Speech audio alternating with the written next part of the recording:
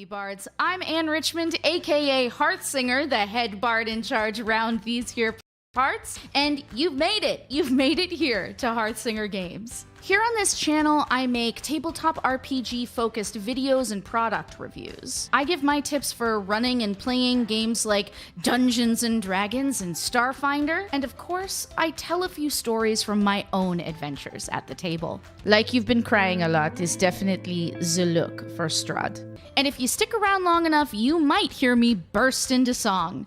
And don't you dare look away,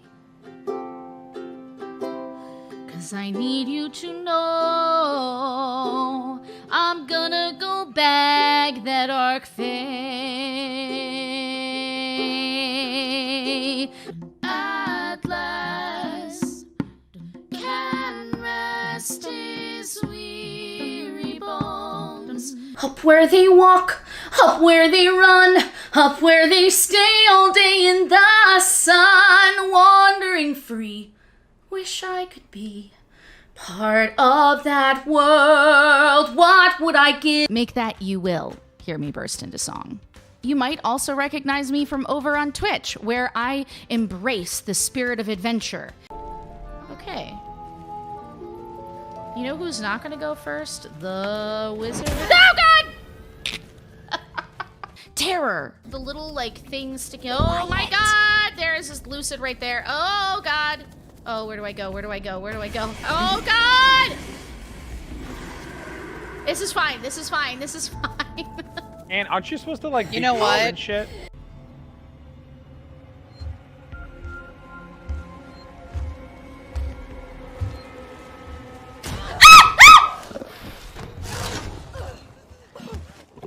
Okay, put your little mouth away. Put your little mouth away! Let the existential dread creep in. What can I say? I'm a girl who wants to decorate her fake world because she has nothing else to live for. Did I say that out loud? Away we go. And roll some dice in some tabletop RPG actual plays. Do you want to be defined as just identifying things all the time? No. How's it feel? How's it feel? Bad. You make me feel bad. I feel bad. I also like stars. Stars are Me too, says Amaruk, and she comes over and like this big wolf just shrinks down into the little like hunchy thing, like how we used to talk to kids at Ren Fair when we get down with them. He's like, me too, and it's just the biggest anime grin and sparkle eyes ever. What kind of stars do you like? Spark twirls the ends of its whiskers. Yeah. All of them. Me too. Oh my God! All in all, I spend my whole life trying to make a boatload of riveting content for you out there, the baby bards. So if any of that sounds up your alley, subscribe to my channel for weekly videos and new adventures beyond every horizon. Welcome to Hearthsinger Games, where I live my quest life.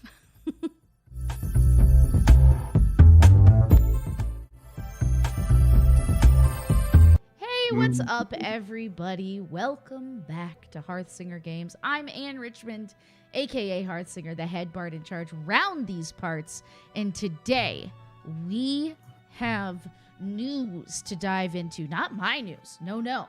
Wizards of the Coast has sent us a boon. Van Richten's Guide to Ravenloft. So, of course, we will be creating a one-shot, and that's what we're going to spend the meat of this experience doing. I've made a new template that kind of serves as guideposts to help people work through the process. And I think we're going to test it out today and see if it's good. It might need some work or some changes, but when it's done, I think I'm going to release it on my Patreon for people to use as kind of like a tool, a little helping tool. But yeah, for now, we're gonna work off of it and see how good it is. And today, I am joined by the fantastic Matt Will Jackson. What's up? Hi. Hello. Hi, everybody. Are you not speaking to yourself by any chance? That's the tone. That's the tone I'm getting from you. Speaking to myself? No, that you're like, are you done speaking to yourself? Oh no, it's more of the. Oh hi, didn't see you there. Oh, good. Just Good. So the sitting at a table, turning to stare at the camera, because you definitely who expected anybody to drop by? You're super loud, says Shaitan. So let me. That's somebody else's fault. I have no control here whatsoever. I mean, you just have a very deep, resonant voice. I've changed my voice to be have a little bit more bass on it using my mixture, but you just can't fight the moonlight, as they say. I'm gonna take your user volume. We're gonna drop it down. Say something now. Something now. How are we? Shaitan, how are we doing? How about this? Is this better? Also, I'm really sorry if you are getting sick. Yeah, I saw that in chat. I'm sorry if you're getting sick, Shay. So hopefully this will be good. Werewolf Cowgirl, I haven't seen you in what feels like a million years. I got Werewolf Cowgirl addicted to a video game, and then off she went into the sunset, and there's nothing better than that. I'm so glad. Perfecto! Perfektenschlag, as they say. Okay, fantastic. We're doing this. I do feel like this music is a little bit intense, so I am going to turn it down a little bit. We've got some cinematic music from Soundstripe in the background. It's a good time. But we can always have, like, lo-fi on if people prefer. So we'll see how this goes for a little bit. But I felt some epic cinematic music. Spooky lo-fi, which is only lo-fi. Yeah, no.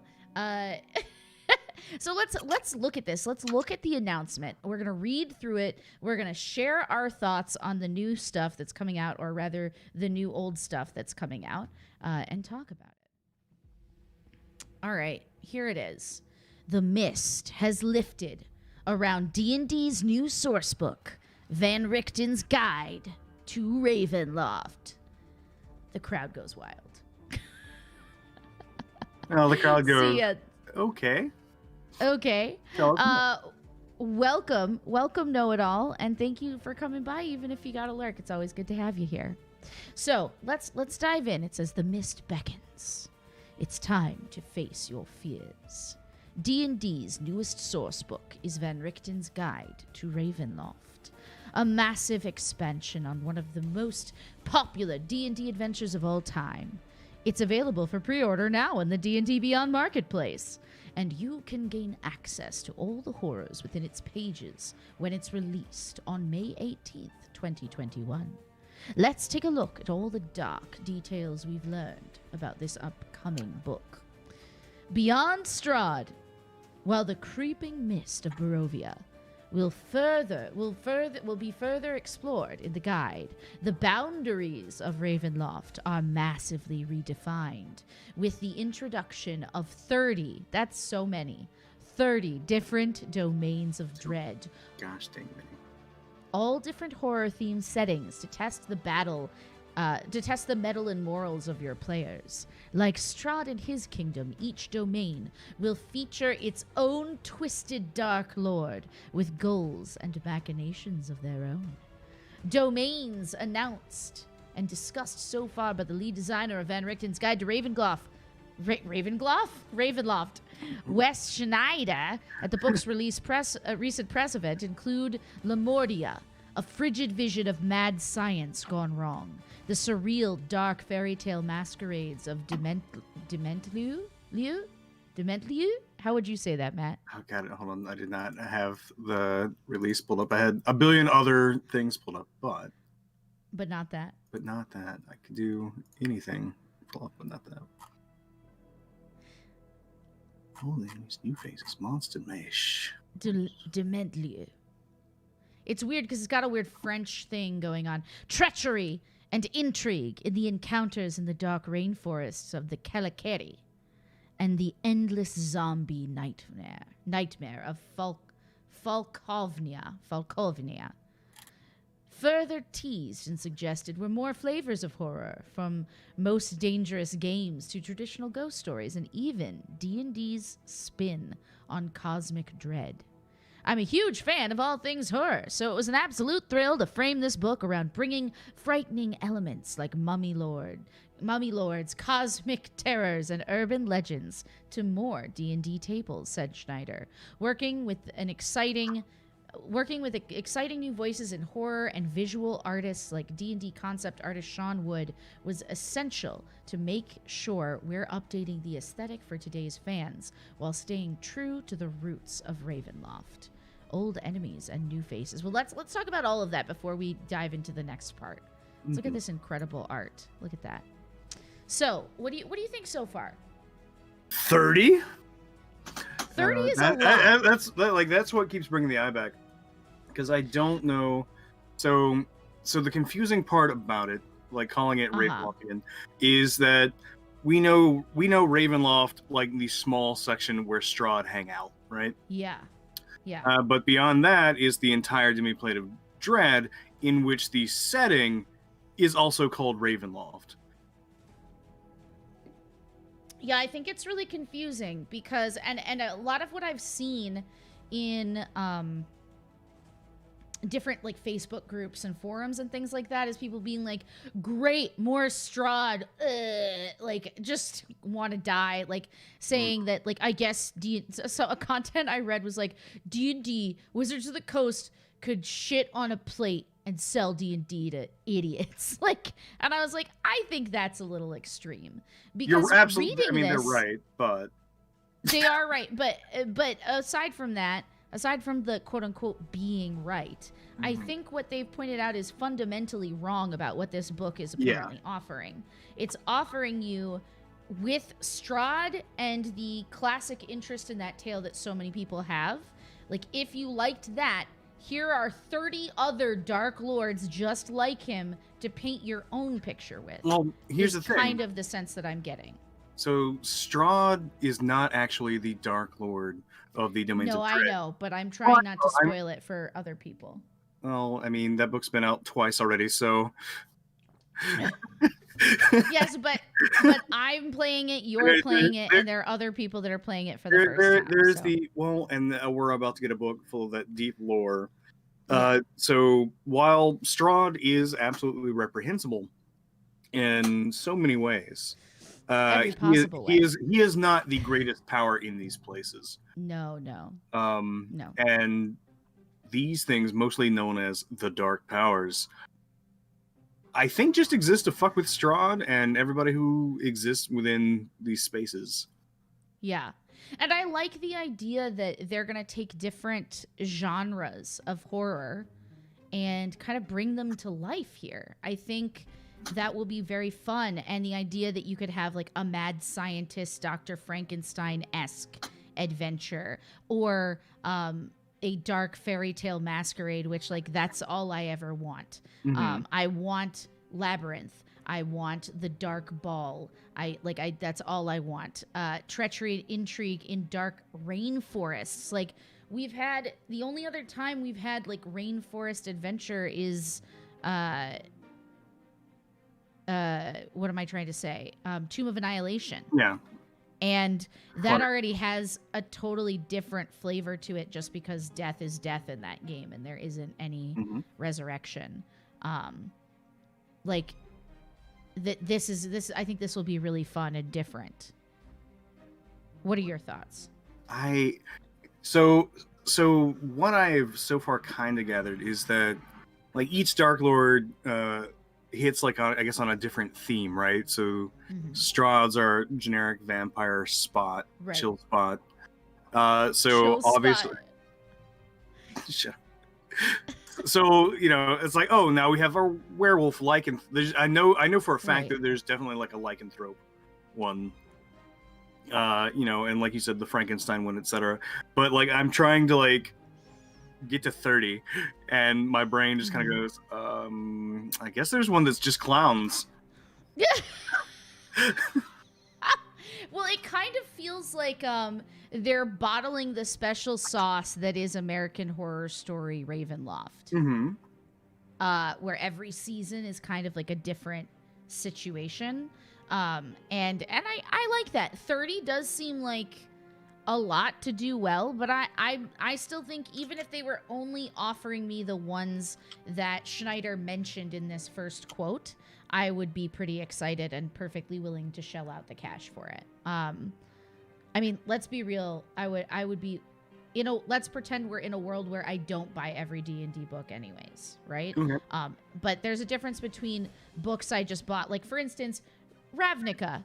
I don't care. I wanted it because I want a complete library for D&D stuff. And as a professional DM, that's something I need in order to do my job. So I have it. But I wasn't excited about it. Mythic Odysseys of Theros, actually, I was very excited about because I love Greco-Roman mythology. And that's so much of the inspiration for that book, even though it is related back to magic, right? Right. Yeah. So I think, there's lots of reasons people buy the book. So I guess when I say, like, I think it's worth it, know that I would be buying it anyways. But as far as, like, it's just a measure of, I guess I'm trying to capture my excitement level. I feel like this book is thick and replete with inspiration for new storytelling, even just based on these little things. Let's look at the next section. Old enemies and new faces. With Ravenloft in the title, old favorites like Strahd are to be expected. In fact, while the book is aimed at new players who have never had their copy of I, Strahd, the Memoirs of the Vampire, taken away by their parents in middle school, that may be they might be completely new to the setting. There are plenty of promised nods for longtime fans, including the return of Esmeralda Davineer. Oh my God, I'm so excited! I don't know take. They Oh don't, my God, they don't exist. I'll tell you more. Okay, shut up. I'll tell you more in a second. A fresh take on the Vistani, as well as a new generation of monster hunters in the Weathermay Foxgrove twins. Woo-hoo-hoo. It's good to have allies in horror, lest your party's body be sewn together and reanimated by dark lords like Dr. Victra Mordenheim. Guys, amazing. Werewolf says clowns. Nope. Werewolves, yes. Agree. They're actually just werewolves that turn into clowns on the full moon. No, I hate that. Is awful. You are expelled from Hogwarts. Velixian, hello, welcome back. How's it going? We're just diving into the new Van Richten's Guide to Ravenloft. So let's talk about this. So Esmeralda Davineer is one of the awesome allies that you can have travel with your party or deal with your party in Ravenloft. She is, in fact, I believe that's based on the cards you draw. Is that correct, Matt? I don't know. I've not run this game, so I don't know a lot of to set the scene here, Matt and I are both playing Curse of Strahd in different games.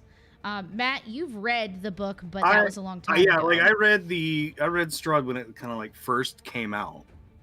Mm-hmm. Like skimmed through, but like that was a while ago, and now I'm playing in it. So every now and then I will get a hint of like, I vaguely remember that the thing I'm doing is going to kill me. Mm-hmm. Mm-hmm. Here we go. Yeah. It's true. And Ancient Edie, thank you so much for that sub. Guys, we're so close. We are 5 subs away from a new D&D Beyond giveaway, which is awesome. And what's up, No Haven? Welcome to the Hangout today. We are talking about Van Richten's Guide to Ravenloft to kick things off, which is the new announcement today for D&D. So I didn't want to start our Hangout sesh and D&D one-shot creation sesh until we talked about it. So we're talking about Esmeralda Davineer. She is Van Richten's student. She is a big part of our campaign, and in fact is my character's sister in our campaign. So I was really excited when they revealed the cover, and Esmeralda right here. It was right here on the front. And I love the Vistani. So I'm like 10 out of 10 Vistani agree that Esmeralda is great. Find the alt cover though, because I think she's she's more like prominent. She's main character on the alt cover. I'm busy, so you find the main cover, but you find the main cover and send me a link to it in Discord. But but but yeah, so Esmeralda, another reason why she's so cool is she only has one leg. She has like one wooden leg that she lost horribly, and she is powerful. She's a fighter. She's powerful on the battlefield, but she's very knowledgeable, and she can cast a few spells here and there as well. She's just a very, very cool character that I'm excited to see anything new they add to it. And I have a special place for her in my heart because she's my character's long-lost sister.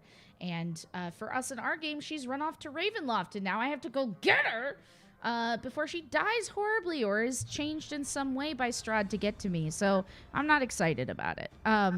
Let's talk about saving throws to save your soul. Players will also get an opportunity to explore their character's dark sides with 2 all-new subclasses. The College of Spirits Bard, powerful storytellers who control and manipulate the power and spirits of stories and folklore to shape the past. And the Undead Pact Warlock for magic users that want to make a deal with something truly horrific at the cost of their soul. That kind of sounds like heading into Lich territory. What do you think about that, Matt? So have you ever seen these? Or as they I haven't looked into them in the UA. So both of these are currently on D&D Beyond as playtest material, so anybody can look at them and make a character with them there.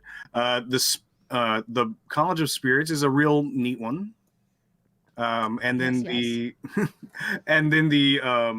Undead Warlock is really neat. Like I was actually like I have made several characters thinking like, oh, my next one will be this, because I kind of want to do the Dampier Undead Warlock. My God, you're out of control. Dampier is a lineage, UA lineage, and it is now in this book, and it's basically a half vampire. It's the sparkling vampire treat you have always been waiting for. But the thing with the undead, so there's the undead, and then there's the undying for warlock patrons. And I find that very funny every time, just because the undead is so much do you better.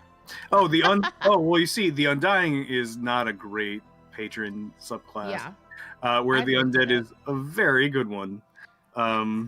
Which can you perhaps explain for the people why you believe that? Oh, well, because you get more fun stuff. Okay, that's not helpful. Let's sorry. look at it. With the undead, you get a lot more like cool damage boosts and features that give you temp HP, and you have a lot more to do. Whereas with the undying, it's like, oh, you get like a sanctuary from undead things, and occasionally, like once a day, you can like give yourself like a D8 plus something to heal yourself. Like basically, it's like the more option you get, so many more options with the undead, that like this new subclass actually kind of feels like it's a redo. Yeah, it's like, oh, we'd rather take a mulligan. So let's look at this. The Undying, you get the spells False Life and Ray of Sickness, Blindness, Deafness, Silence, Feign Death, Speak with Dead, Aura of Life, Death Ward, Contagion, Legend Lore. Spare the Dying cantrip you get. Additionally, undead have difficulty harming you. If an undead targets you with an attack or target spell, it must make a wisdom save against your spell save DC. On a fail, they have to choose a new target. Oh, interesting. Okay. Yeah, This like is Undying, by the way. Yeah. Then starting at 6th level, you give yourself vitality when you cheat death or when you help someone else cheat it. You regain hit points when you stabilize with Spare the Dying. That's cool. Love that. I'll just be like, stabilize. Indestructible Life. When you reach 14th level, you partake of the true secrets of the Undying. And you regain, on a bonus action, 1d8 hit points plus your warlock. So you get to heal yourself a bunch. Okay, cool. So let's Well, not a whole bunch. Read it more carefully. You get to do it once. Oh. Because unlike a lot of other warlock things, it's a Okay. So then where's this? So undead is just above it on the LD Beyond because the alphabet.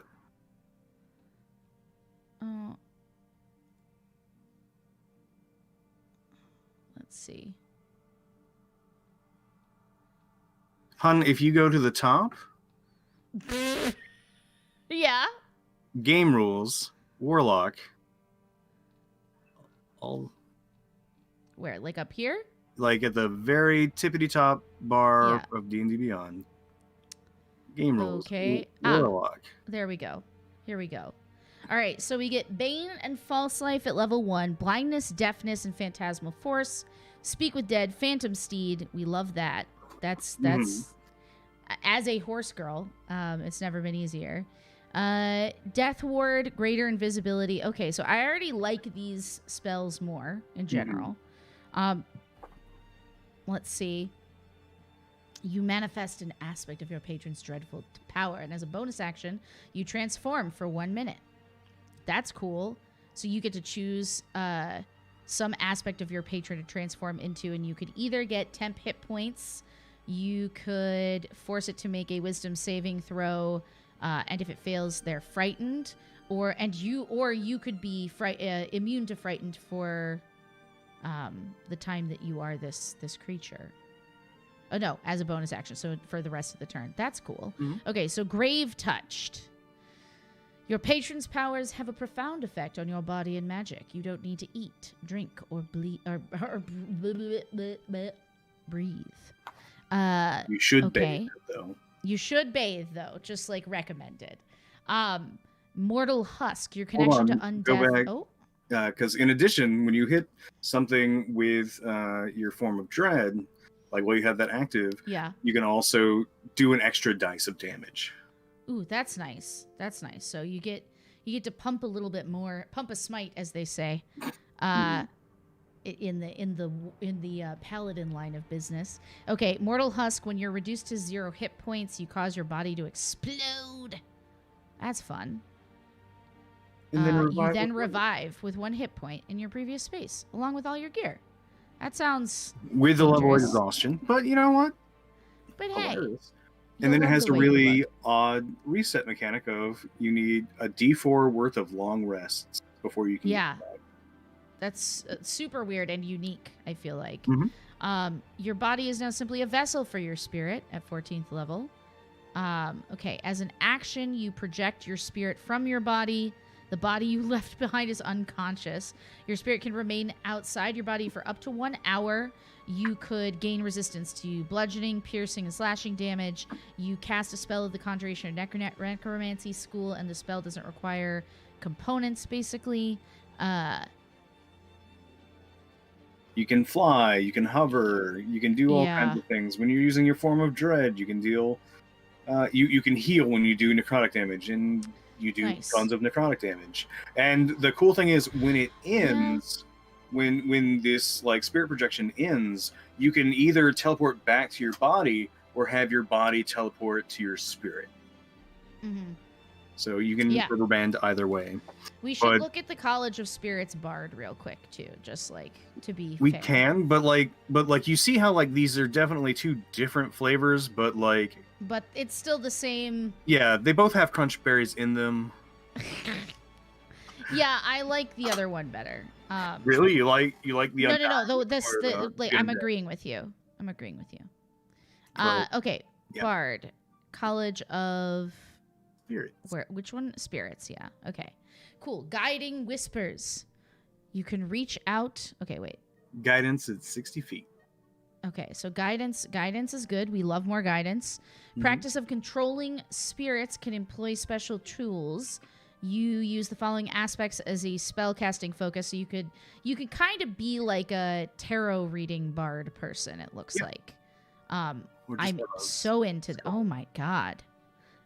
Okay, sorry, I got an idea for a character. Right. You can reach out to spirits who tell their tales through you while you're holding your spiritual focus. You can use a bonus action to expend one of your bardic inspiration and roll on the spirit table using your bardic inspiration die to determine the tale told.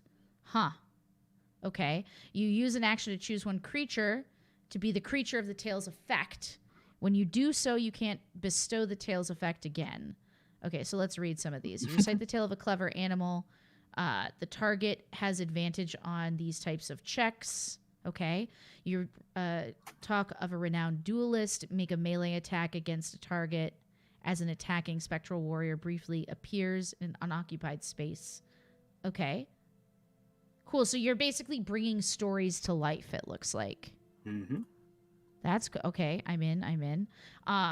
You can channel spirits to gain insights into magic. You can conduct, and it's almost like, I'm going back here, because this Bardic Inspiration die situation, like, it almost seems like, it seems like it's like their take on wild magic. Does it seem that way to you? It is a little bit, and the neat thing, like, I love this, like, because it's a list that is 12 items long, but like your inspiration dice starts at like increases over time, right? Yeah. So you get these little more options that are going to be a little more rare, but still a little more powerful. So it is scaled to that effect, which I think is neat.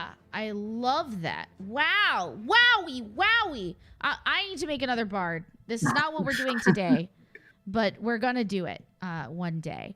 All right, you conduct a hour-long ritual channeling spirits using your spiritual focus. Okay, the spell you choose. Oh, okay, so it's just basically access to more rituals, right? Oh, no. You conduct a ritual that lets you learn any spell. Oh my god. Up to...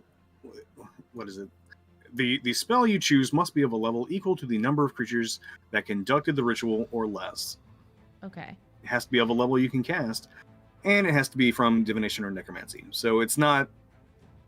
It's not anything. The best list. Yeah, it's not anything. Yeah. But it could be useful, and if you got the friends in your party to help you do the ritual, you could get access to higher level things. Okay. Spiritual focus. Your practice of contacting spirits can employ special tools. You can use the following objects as spellcasting focuses for your bards: a candle, a crystal ball, yada yada yada. Oh, they just repeated that bit from... Oh, yeah. At 6th level, when you cast a bard spell that deals damage or restores hit points, roll a d6 and you gain a bonus to one roll of the spell equal to the number rolled. So that's nice. Just kind of a little empowering. It's kind of lame, but it's a little nice empowering thing. Mystical connection. Your connection to spirits has become semi-permanent. Whenever you use your Tales from Beyond feature, you can roll a d6 and use it instead of expending a Bardic Inspiration die. Okay, so that's cool. So if you didn't, let's say you didn't want to get access to the 7 to 12, super powered, awesome options that you get in those Tales, but you didn't want to use a charge of Bardic Inspiration, you could just take one of the 6 and see what happens. That's cool. Wow. Okay, so that was a little What does this last sentence mean? You still use your Bardic Inspiration die for the Tales effect without expending it. So, like, you use a d6 instead of a d12 if you're of a level that you could use a d12. Right, but it's... It says, whenever you can use roll a a Tales D6. from Beyond... Yeah. And use it instead of expending a Bardic Inspiration dice. You still use your Bardic Inspiration die for the Tales effect. Oh, because some of them, I think, have you roll... Oh, yeah, I see. If the tail effect has you roll a Bardic Inspiration die, you would still roll your D12. You still use your D12 if you have access to it. Yeah. I'm on board. Yeah. This is great. So now we've explored. Additionally, now we're talking back here. We're back to the breakdown on the new book. Additionally, as recently explored in Unearthed Arcana, players can also create a Dhampir, Hexblood, or Reborn character, which offer vampire, hag, and undead lineages retrospectively. Schneider also challenged players with the idea that in Ravenloft, death isn't the end, pushing the horror theme with ideas like reanimation, inherited mantles, and bloodlines to further explore the idea of lineage.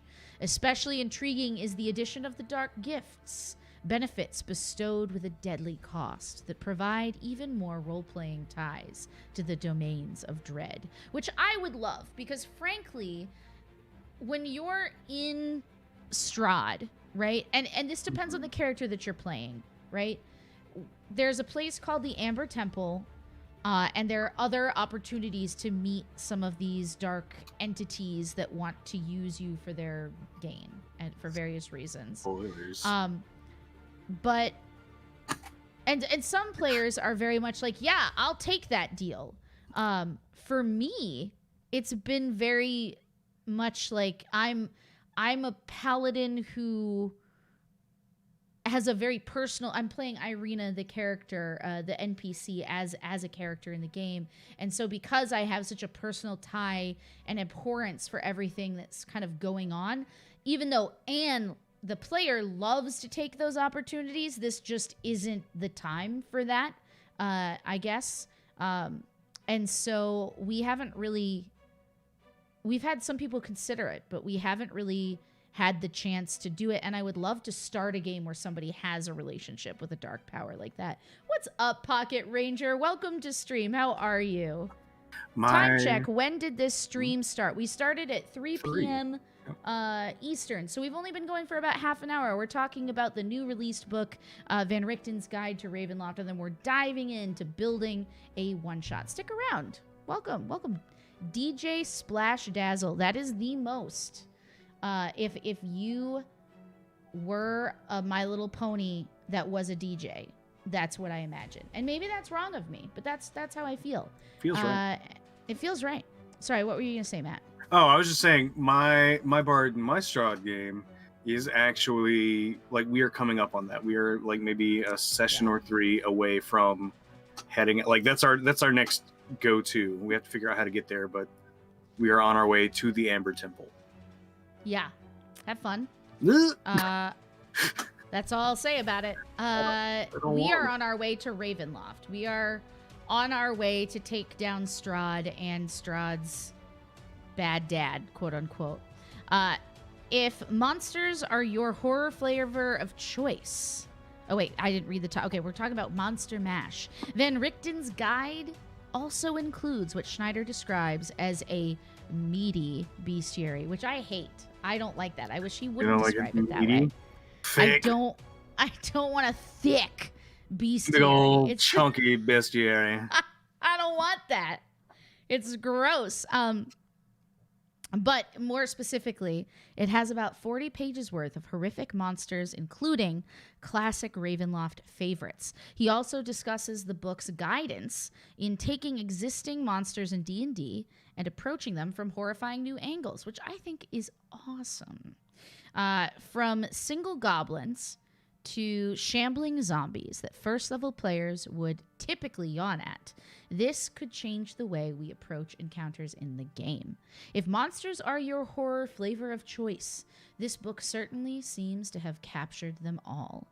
From D&D spins on pop culture classics, cosmic madness, and even plenty of creepy nautical nasties in the Sea of Sorrows, I'm in! The Sea of Sorrows? Are you kidding me? Is that a domain of dread? That is a domain of dread, yes. All I want is to be on that sea Do you just and to be on the Black Pearl. Or do you know or is it a thing? No, I just want to be on the Black Pearl and sail with dead pirates. It's what I want. God. Wow. My dumbass doing a quick Google search on that. I was like, oh, Sea of Thieves. Whoops. No. Wait, No. Then there's this next section that says, whatever walked there alone. Pocket Ranger says, I want a thick bestiary. Pocket Ranger says, can I watch it play back? Had some tough days, but getting back on my feet. Joined the 5 a.m. Get Up in the Morning Club and writing your epic science fiction. That's awesome, dude. Hell yeah. Welcome aboard, First Mate, Pocket Ranger. Yes, of course, you can always watch it back from the beginning. It'll be in the VODs afterwards, and it'll also be on the YouTube channel. which, by the way, guys, I do put out a short format. Obviously, today is more of a free-form discussion format, but I do short format D&D tips videos. Honestly, I do more than just D&D, but that is primarily what's out there because SEO is king.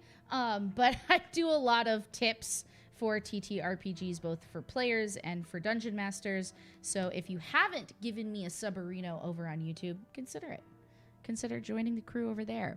And also, if you're interested in being a part of more of these discussions, we love having them on the Discord. So have a look at the Discord and join us. All right, so the book, let's see, whatever walked there walked alone. Of course, no source book would be complete without an all-new adventure and guide that features... Oh, wait, it does have a new adventure? Oh, shit! Yeah. Okay, sorry, I got excited. A 20 pages D&D spin on the classic haunted house genre. This is my nightmare. I want to play it. The House of Lament. It's an atmospheric adventure of ghosts, spirits, seances, and things going very, very badly. The book, worked on by a who's who of horror writers, also contains plenty of story hooks and guides for breaking out your own Taroka decks, which they do sell, so keep that in mind if you want like a physical representation. And spirit boards for creating your own horror stories and even your own domains of dread. Okay, I'm very excited. Mm-hmm. What do you think, Matt? What's your takeaway? We've done the entire thing. Oh, I'm currently like Googling the Sea of Sorrows, learning about the good ship, the Relentless, and Captain Pieter van Ries, and how like he's got a very oh my god, what's his name from the Pirates movies? With the Dutchman, where it's like you join his crew or you die. You serve or you die. Yeah, then the monkey and the I don't know. No, not that one. Not the monkey. What about you mean the one with the squid Bill face? Nye? Yeah, Bill Nye. You know, as Bill Nye. I don't know, man. He's got a squid face, isn't it? Davy Jones. It's Davy Jones. I feel like I should have known that. But when is it out? It's out May 18th, 2021. Pocket Ranger. So it's coming. You can pre-order it now. Barbosa is the original one. Barbosa's the first one. Davy Jones is the second one. Davy Jones. Keep in mind, I am not sponsored by D&D. I'm just sharing this because I think it's cool. Enjoy. But D&D, call me, I guess, is what I'm saying. Mm-hmm. Now, next month, actually, in a couple of weeks, we have the Candlekeep book coming out. Yeah, Candlekeep will be great. I'm a little excited about. Yeah, Candlekeep has lots of interesting stories and hooks, and much like this, I think it's got like a bunch of one shots in it. Is that true? Yeah. It is your Yawning Portal, right? Salt Marsh book of the year. Yeah. So very, very exciting stuff. I think it's time to get into making a one shot, though, Matt. What do you think? Okay. Now, did you see the list of creatures? I think you might have said it, but carionettes. Don't like that. They're just spooky puppets. They're alive and they want to get Dazzle. DJ Splash Dazzle says, Anne is sponsored by our love, and I couldn't agree more. I really appreciate everybody's support coming out. All right, let's talk about this one shot. Let me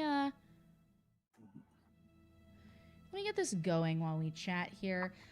So basically what I've done here as far as one shots, I think it can be a little bit intimidating. When you're like, sure, I'll run a one shot for you. On one hand, you're like, one shot, one kill. It's easy. And on the other hand, you're like, oh God, where do I actually start? How do I end? How much prep is too much prep? How little prep is too little? I think it's easier once you've done it for a while to get a sense of how much prep you just baseline need as a DM to feel like you can smoothly run through things, and experience certainly is king. I would say at the beginning, filling out a template like this one, I think, is helpful to even know what to start thinking about. So this is what we are going to do now. I'll show you my template that I've created, and we'll talk about why it is the way that it is, and then we'll start coming up with stuff together. All right, here it is. Ye olde Google Doc. So fancy. Mm-hmm. So the way this is designed, you don't have to do it in any particular order. You could start filling out various things, whatever you have an idea for, and go as you go like that. But we're gonna start from top to bottom because this isn't madness. Because we live in a society. Because we live in a society of rules. So I think coming up with a good hook is really key. Where I think some people get into trouble with one-shots is they start to do too much. So there are times I have played quote-unquote one-shots that have been a day-long affair where we play for 8 or 9 hours at somebody's house. I do not think that is typical. I would say that's more of an arc, like creating a 3-part or 2 or 3-part arc for a group of friends. When I say one-shot, what I mean is a 3 to 3.5 hour adventure that is contained. Now, sometimes it doesn't always happen that way, especially when you're doing a system you're unfamiliar with. But the best way to just get yourself on the right footing is to come up with a 1 to 2 sentence kind of pitch, right? That sells the idea. So a really good example was actually at the end of this when they talked about this, right? The houses of a 20-page D&D spin on the classic haunted house genre, the House of Lament. An atmospheric adventure of spirits, seances, and things going very, very badly. That's a very good example of a pitch for something. Other things to me are like, I can't get ships off the brain. So you board a ship for a mysterious land and are shipwrecked on an island of mist, or you are sucked into the Feywild and have to look for a quick way out. Matt, what are good ideas of pitches that you can think of off the top of your head? Go. I like as far as like for one shots, a portal network that you can only get to your final location by building up enough magical residue or something by going through other portals. So you have to go and do these little like mini missions in these 1, 2, or 3 portals before you can actually get to the end. Okay. So I'm going to give you some feedback. That's not a good pitch. Why? But because it's not, I don't get a sense of place. I got some of it. Sorry, Yeah. no. Just as a general concept. Sorry. Yes, I was not. that is. Yeah. So the way that I would parry that down is saying, travel through multiple portals en route to a shared destination. Yes. Right. As far as how that works, that's something we can work out later. But I'm trying to make sure that we don't confuse, your brain fun time and your mind palace with like how to actually write down an actionable pitch. Do you want to make that one? That sounds fun. No, I was actually cribbing that one from a piece of the orrery that I ran last night. Oh, okay. Well, we're not going to rewrite an already written adventure. What about do we want to do a spooky house? Or we could do a haunted house. I mean, we could do the spooks. I mean, we're already here. How do you feel, chat? Do you have a feeling about particular genre here? I like I also like pirate ship genre. Okay, so spooky boat. It doesn't even have to be spooky. It could just be a boat. You are on your way somewhere when pirates board your vessel and take it over, and you have to escape. Yeah. Pirates. Pirate ship and spooky island. Okay, well, we'll definitely do pirate ship. Maybe spooky island. We might bring spooky into it. We'll see. Pirates board your vessel bound for Waterdeep, and you are taken captive. You must escape before the dark secrets of the pirates overtake your very soul. Okay, that's what I got. What do you think of that? It's first draft. Great. Okay, so let's think about number of players. I want to build this for level 5, and we're going to build it for 5 level 5s, or should we do 4 level 5s? What do you think? 3 to 5 is always a good way to go. Being able, like, as a DM, I think one of the best tools that you can develop is knowing when to take out a goblin or something to, like, balance the combat or speed it up. Yeah. Especially in one shots where you do have to get to the end for everybody to have, like, a good time, right? I will say also that one of the best things to do first, even before you write your hook, if you know the number of players that you're going to have, just write that down. Put it in there. Mm-hmm. So we're going to say the setting is a pirate ship at sea,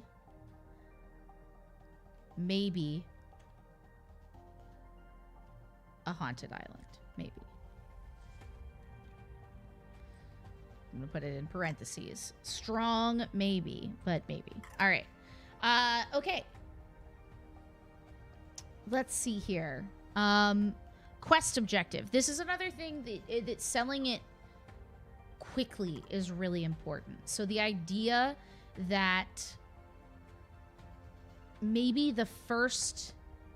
I guess the question is, do you want them to start having been captured in the brig? Or do you want them to actively be captured, right? Where you're going to overwhelm them with numbers until they have to give in. I think overwhelming them with numbers can feel bad and forced. Yeah, like I kind of agree. Like, it's definitely a thing that can happen. Yeah. But I think... So let's start with them captured. If there is a thing that, like, has to happen for your story to happen, just already have it have happened. Which is a fucking sentence that I just said, grammatically speaking. But basically, Yeah. if you want the PCs to be somewhere, just go ahead and put them there. You just shove them in a closet. Otherwise, it's hurting cats. Yeah, and it's also like you never know. Like, is this the most fun part of the adventure to play through, Mm-hmm. right? I always ask myself when I'm making a one-shot, is this the most exciting part of this adventure? What's the best? And sometimes I'm better or worse at that, depending, but that's what I attempt to do. DJ Splash Dazzle says 10 out of 10 grammar, so you're welcome, Matt. Multiple decks and alcoves. The ship can act as its own dungeon. Yeah, I do like that. I just think it's escape the ship, honestly. I think otherwise it starts getting into arc territory. So I'm going to say it's just a pirate ship. You have to escape the ship. Pirates board your vessel born, and you are taken captive. You must escape before the dock. See, they're dark. No, you must escape with your lives. Now, as the DM, what is escaping a ship in the middle of the ocean? Well, as a sailor, I will tell you that escaping a ship in the middle of the ocean either means that you're going to have to mutiny and get the other pirates to mutiny. This goes down to success looks like and failure looks like, which you can see down here at the bottom. You definitely want to plan for both things. So let's talk about what success looks like. Let me make sure it's on the screen. That's way down on the list. Well, it is, because sometimes you don't think about what that is until later. Again, you can fill this out in any order you want. I thought we lived in society. Oh my god. We live... Ah! You're ruining my stream. You won't be invited back. You knew what you were doing when you brought me here. If you continue to misbehave in this manner. Escape the brig. And the pirate captain, we'll say.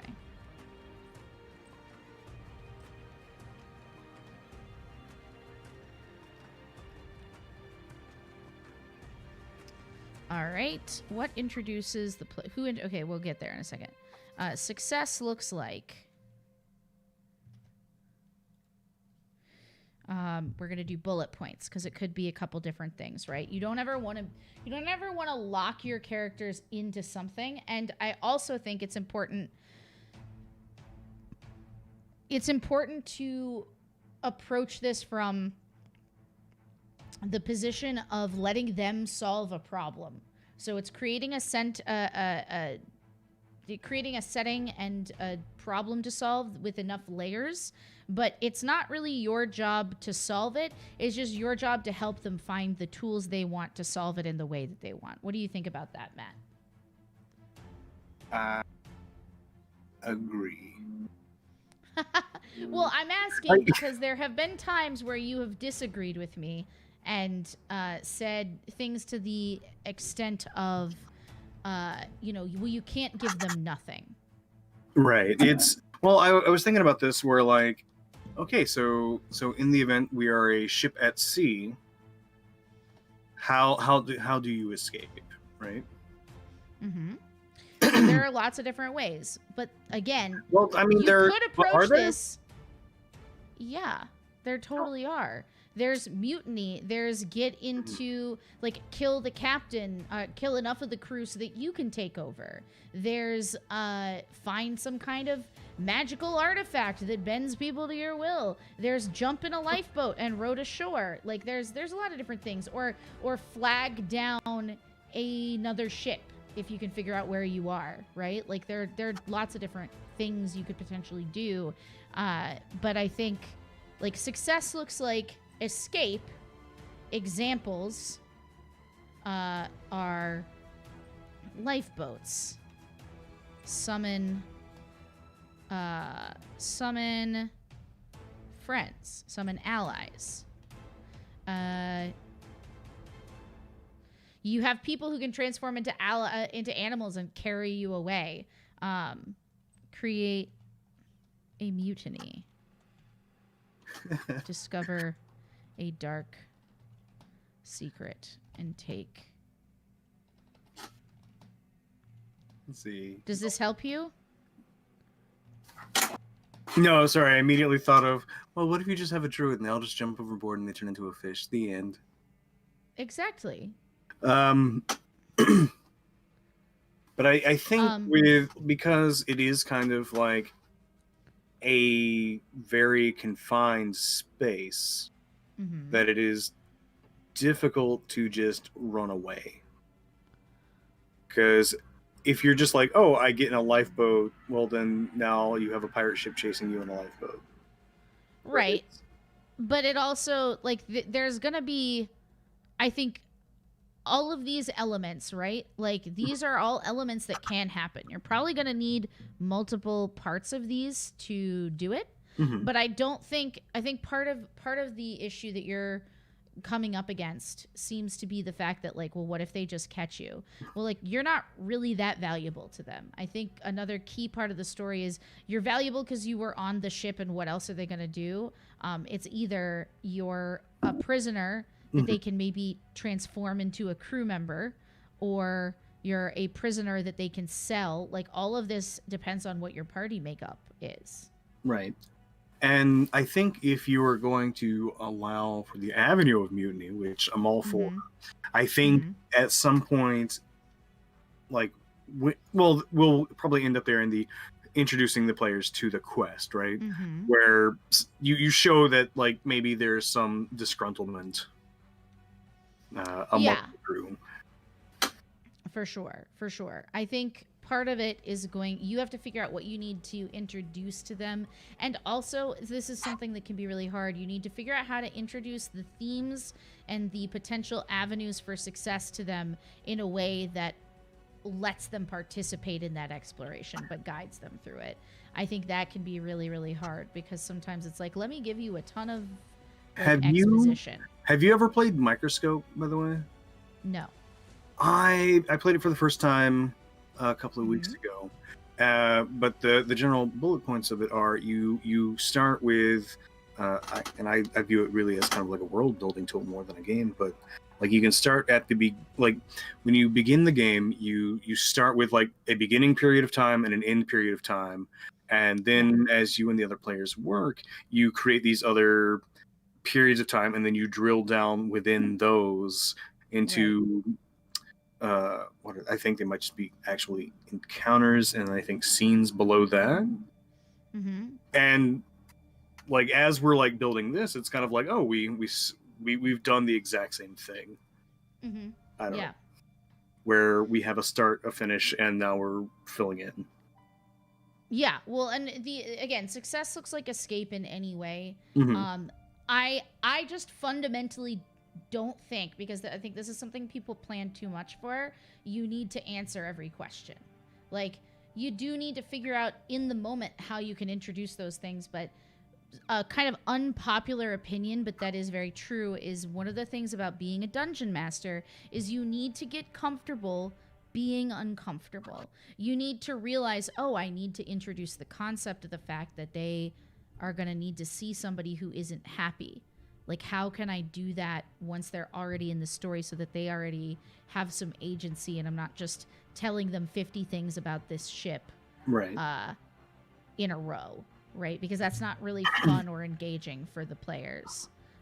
So yeah, I just think it's something to be careful of, thinking about having to like design every single room and every single like pot on every shelf, and understand why it's there. Like, some people love that, and that's fine, but to make it approachable for yourself in terms of a one shot, like, be ready to create on the fly. Some of the best decision. Here's an example. In my last Patreon game, they were trying to rescue a woman from a windmill who is the town potion maker, basically. She's an alchemist and an herbalist and a healer, and she's been, outside of town, but there have been all these dragon attacks. They're trying to get her to come back.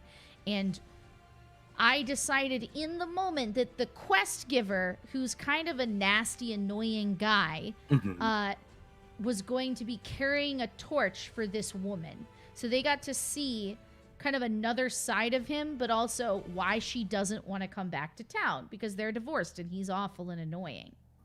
You know what I mean?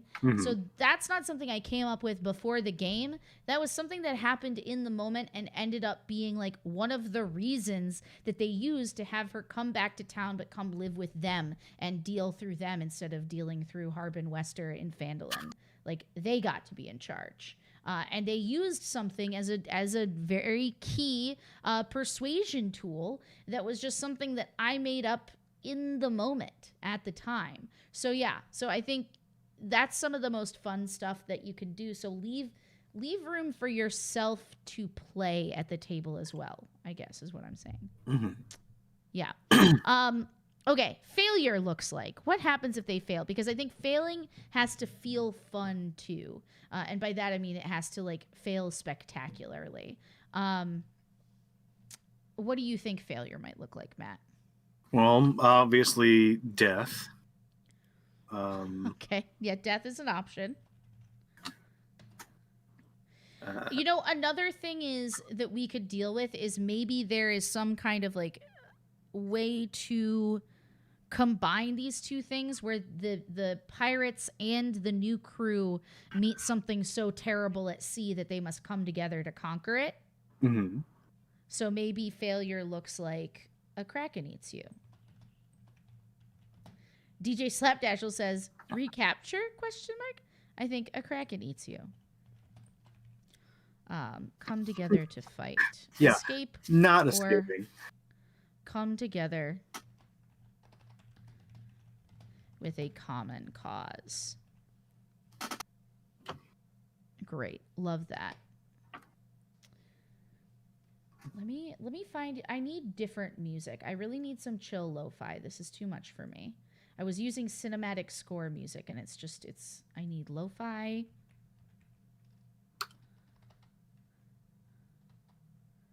Lo-fi. No, let me just chill. If I write in chill, will it give me good music? Oh yeah. Oh yeah. This is the stuff.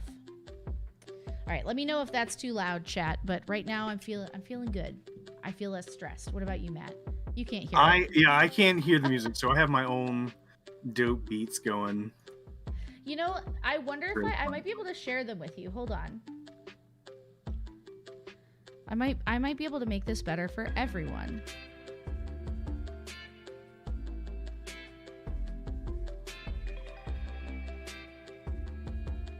All right. I think I shared it. I think it's good. What about my cool beats that I'm But doing? now we can both like have the same chill beats together. Listen, if you don't like it, you don't have to listen to it. I'm trying to do something nice for you. This chump. All right. Let's talk about who introduces the players to the quest. There's got to be some shitty guard, right? So there's always some shitty guard. Or is it the captain? Oh, do you think he gets a little monologue-y while they're captured? Yeah, do we need like a little villain's monologue like, well, now you're captured here and you'll never escape me, guard. Is that our I don't like it. Fade in from black, pacing in front of some jail exactly. cell bars. Yeah, like a real Skyrim-y start. Why are you being Skyrim spayed start with it? is good. Another prisoner, that could be good. Always another prisoner. Or, like, yeah, the ship you were on's former captain or somebody. I feel like another prisoner is great. DJ Slapdazzle, you have been selected as today's winner of Good Idea. Okay. Oh, where it's... Well, yeah, but that was just Jafar, DJ. Well, it was. Which leads me to the question, does this person betray them later? Who is this prisoner? Let's discover. I like to be a prisoner on a ship that's fun and has a crew. I like to be a prisoner. Oh, is that song over? It's really sad. That song ended just when I got in the beat. I don't like the idea of, like, double agent prisoner. Of like, oh, he was actually a pirate, because, like, what a weird racket that is. I think, yeah, but I don't think that's it. I think, like, what if he's like Johnny Depp, right? And he like is a prisoner, but he wants something the pirate has. So he wants something that the pirate captain has. So he's gonna use these other prisoners as a distraction to get what he wants, right? Okay. Is that as weird as you thought it was? No, it's not. I don't like. It's not weird. It's just the opposite of the way I think I was thinking. Okay, well, what were you thinking? So my version of this NPC, fellow prisoner, is somebody. So assuming that actually, here's a fair question: are players members of the, like, are they members of the crew of the ship that they were on, or are they just passengers? They could be passengers or members of the crew. I don't think it matters. Actually, that's something that's missing from this. Who are the characters, right? Like, if this could be an optional question. Like, who are the characters? Like, I think for my money, I would make them passengers. Because I think it's easier on a one-shot if you just have your players pretend that they all know each other already, because it cuts down on the introductories. Well, they would have known each other already anyways, even if some of them were passengers and some of them were crew, because they would have already been traveling with each other for weeks. You know what I'm saying? Are you one of those people who just talks to others? You talk to strangers, Anne? Some kind of weirdo. My dad calls it getting votes for mayor. Yeah, my mom does that shit too. You wouldn't talk to people that you were on a boat with for weeks? Why? What if you need to know something? What could I possibly need to know? Is the boat sinking? Yes or no? I'll be in my cabin. That's fine, but like the water You would around my sit in ankle. your cabin the whole time? Well, I don't want to be in anybody's way. Oh doing my their job. god. This is never gonna work. Okay, so No Haven says, I'm with Matt. And Werewolf Cowgirl brings up an awesome point, which is former second mate of the pirate ship wants to take over. That's a good way to bring it in. That's a good one, Werewolf. Yeah. Former. WW CG. Yeah.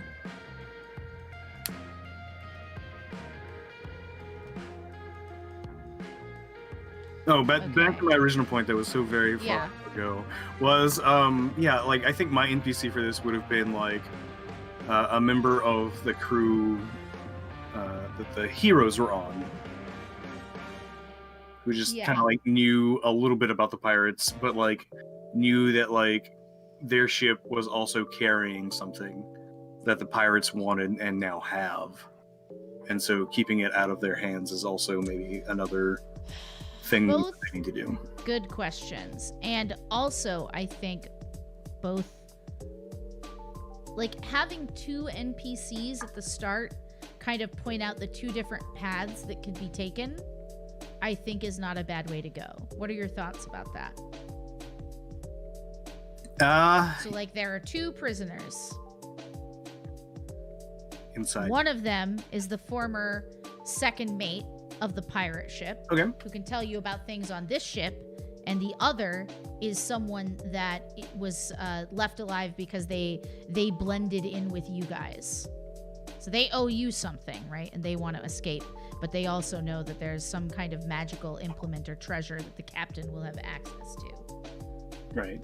Two prisoners, both alike in dignity. Inside you, there are two prisoners. One is a wolf. He eats the other. I don't like this.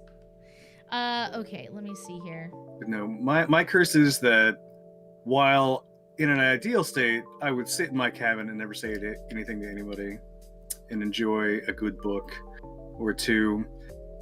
I know, but I do have the capacity and ability to, I guess, schmooze and run for mayor, as your dad says. Collect votes. Yeah.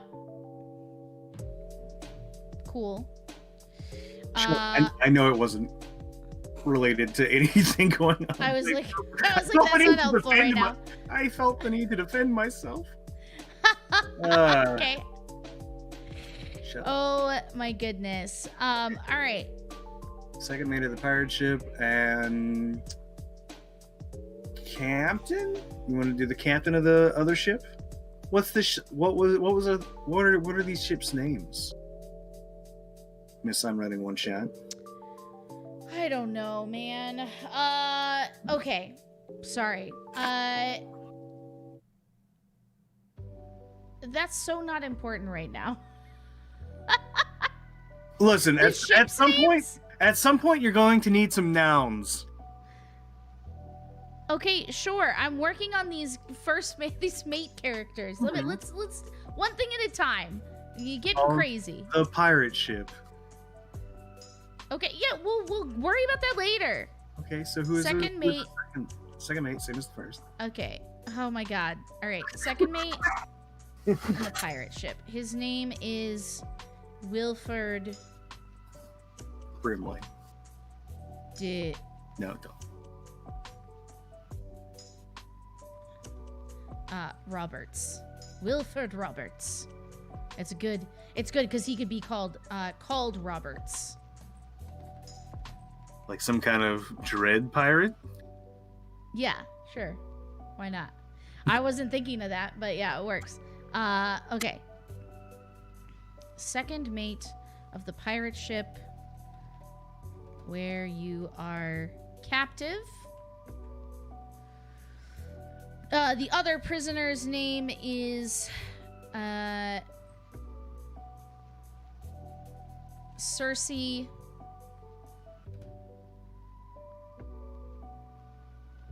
No last name. deckhand on your previous ship. The Winter Wind. What's up, Chiron? Welcome. All right, so I've named one ship. Are you happy? Yes.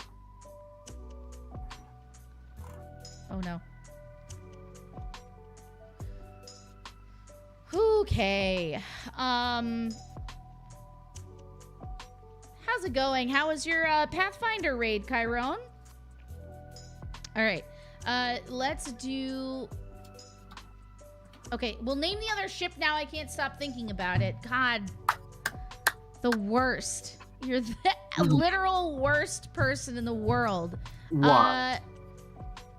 Second mate of the pirate ship where you're captive.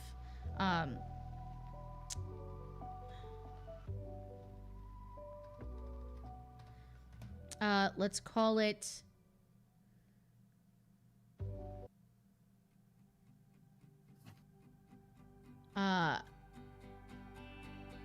Aboleth's Ascent.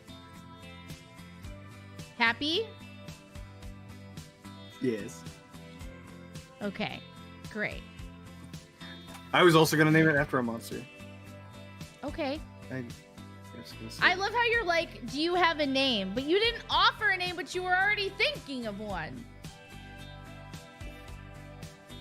I need you to understand the shit-eating grin on my face.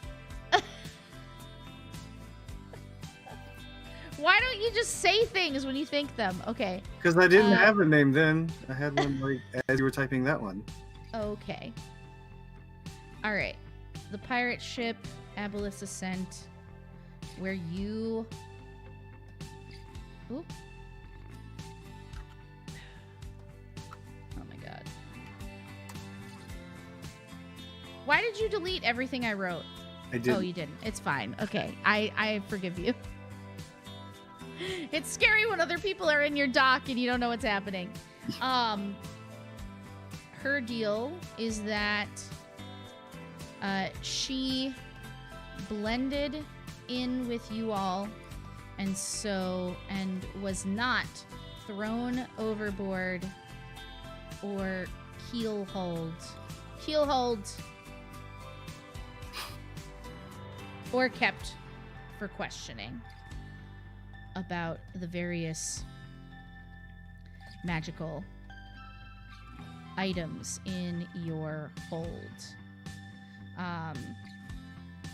Some of these might end up into major NPCs and art links.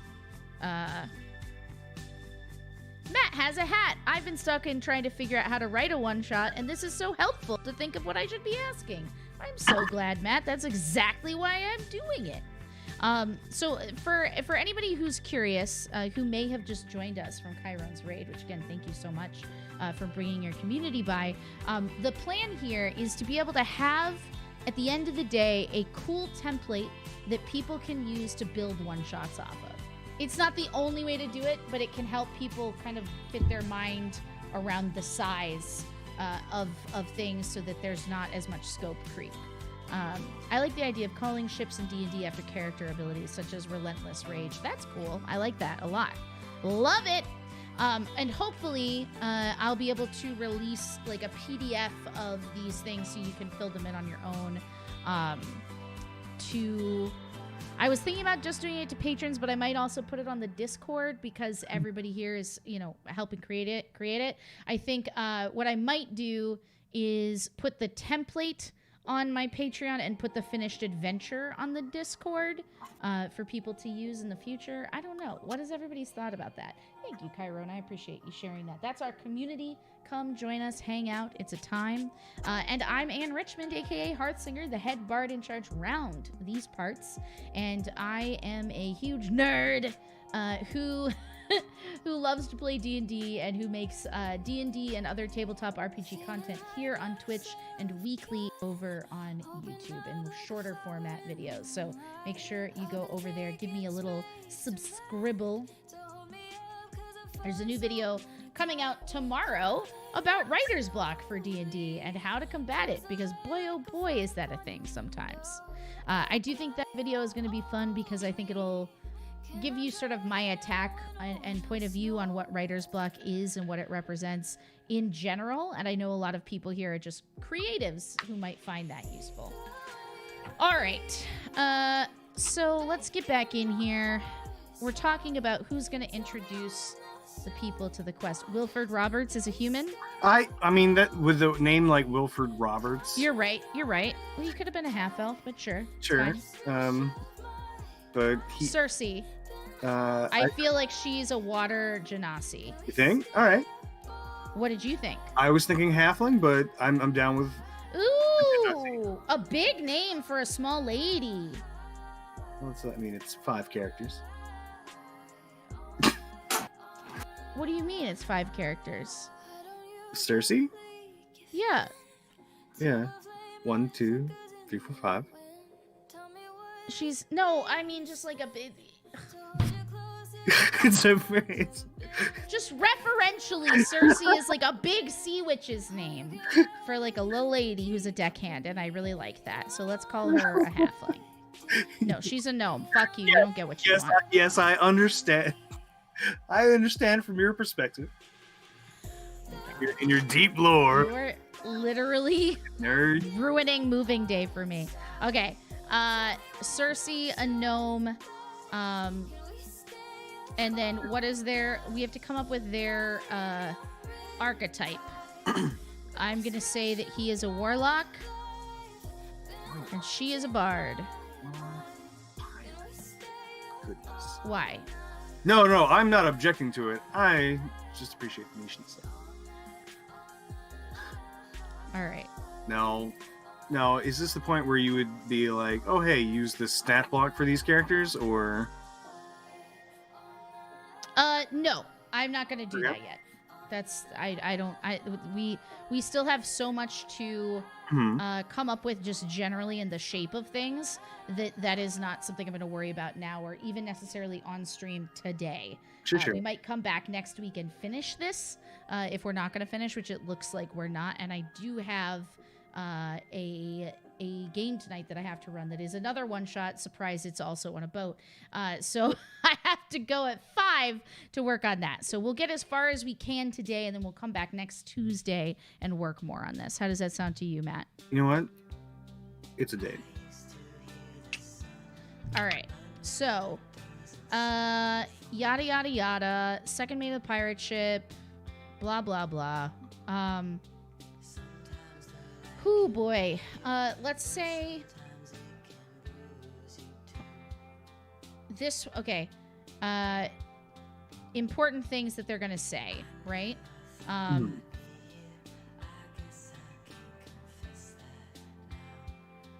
We're gonna say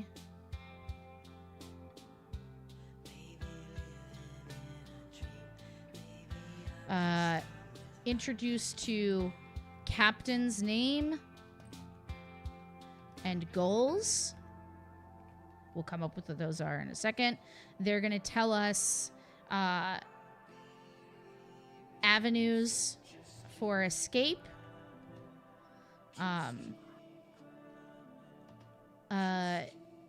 Crew culture introduction. What? Right. I was thinking of it as the same as company culture, and it's like, well, a little bit. On Fridays we all wear Hawaiian shirts and jeans. Yeah, no, that's not what I meant at all. Okay. Let's go ahead here and do. Okay, captain's name goes. Okay, this one is going to introduce you to the dangers of leaving the treasure, the cargo, the MacGuffin, with the pirates.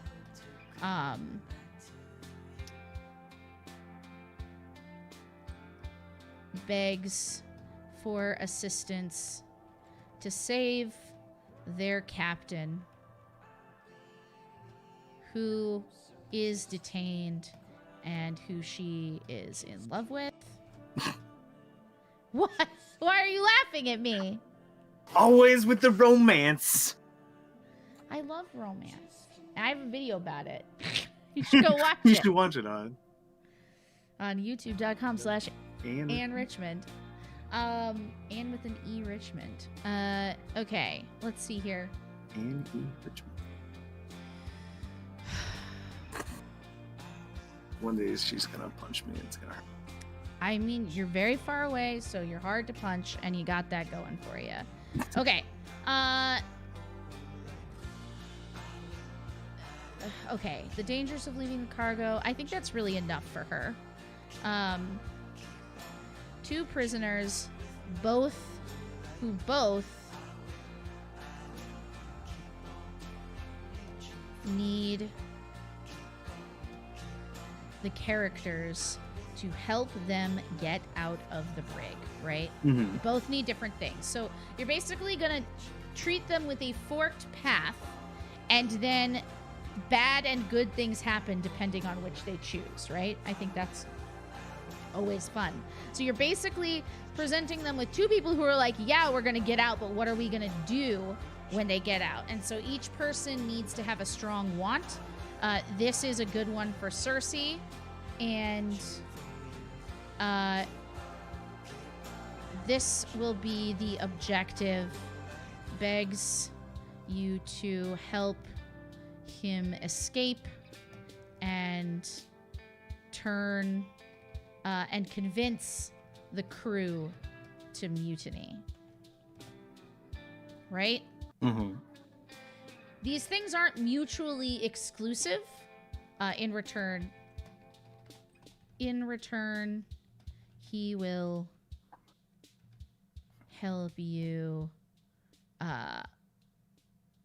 Maybe they have like a teleportation circle On the old boat. Yeah, man, that would be so cool, because then if you had people who needed to get to and from places or new crew members, there could be like an arcane lore place on this boat. Okay.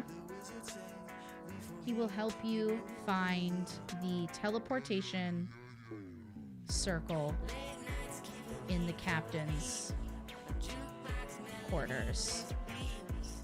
Help use.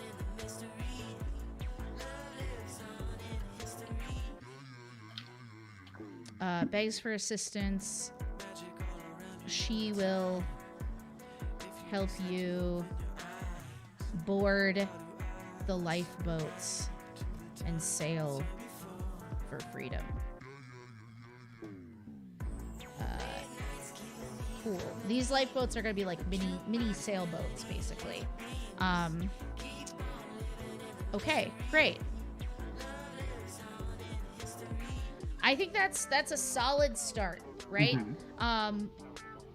We also need to put in, we have objectives. We need obstacles, major obstacles.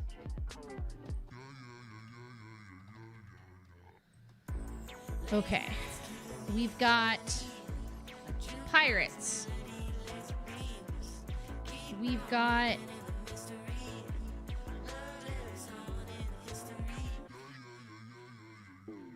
should it be an aboleth or a kraken?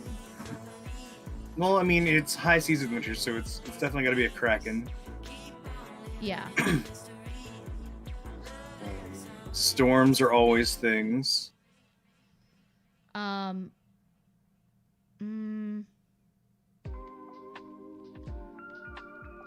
Now we're basically coming up with potential encounters, right? So obstacles, we'll go into detail about like what these encounters could look like, but I think it's pirates, it's help choose a captain to side with, basically. Choose a captain to aid either okay. Right? Does that make sense? I don't know that it does, actually.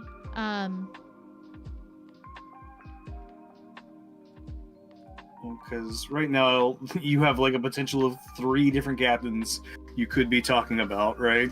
There's two Wilford. captains. No, there's Wilford Roberts, who you would be positioning as the new captain. The new There's captain. the current captain, and then there's the Right. captain that Cersei is in love with.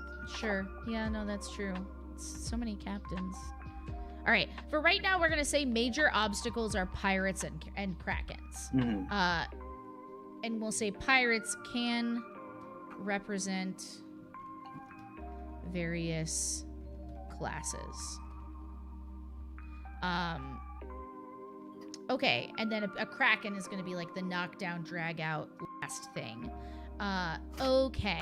Now, is it an actual kraken? No, not multiple krakens. Just No. So a kraken is a very large thing. Yeah. That is, CR 20 something awful 23. Like, what are we actually pitching at this group of level 5 heroes? We'll probably use an aboleth because I think they can fight that. I think they can. Let's find out.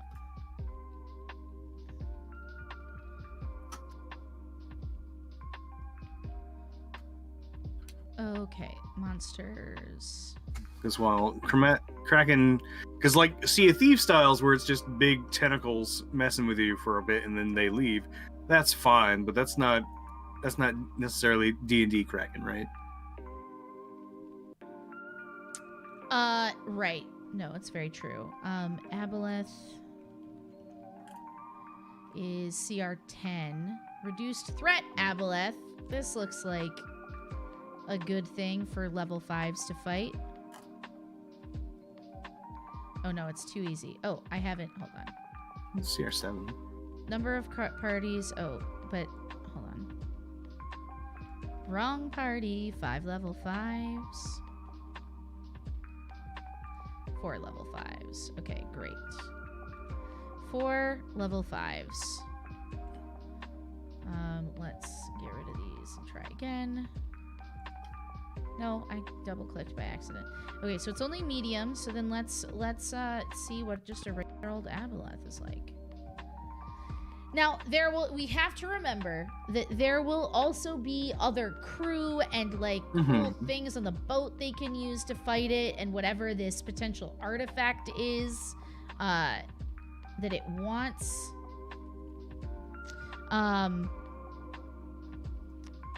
Armor class 17, 68 hit points, which isn't really a lot, but it has a bunch of stuff. It has telepathy, 3 tentacle attacks, and legendary actions.